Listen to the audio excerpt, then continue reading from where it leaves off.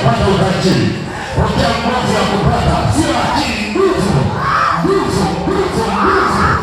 Mtoe sana, beba nguvu ya utajiri, beba nguvu ya utajiri ili utimize mzigo ulionao wa kumtumikia Mungu kwa amani. Pokea nguvu ya utajiri.